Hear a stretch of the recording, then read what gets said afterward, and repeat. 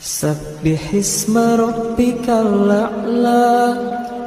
الذي خلق فسوى والذي قدر فهدى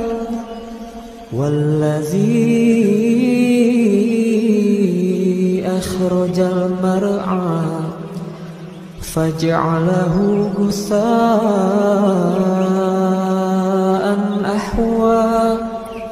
سنقرئك فلا تنسى إلا ما شاء الله إنه يعلم الجهر وما يخفى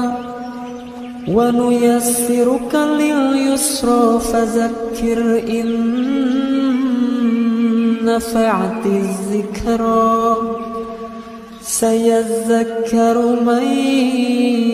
يخشى ويتجنبها الأشقى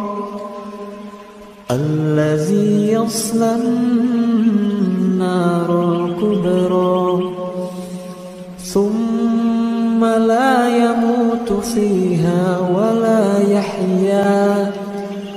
قد أفلح من تزكى وذكر اسم ربه فصلى بل تؤثرون الحياة الدنيا والآخرة خير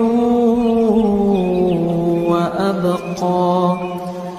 إن هذا لفي الصحف الأولى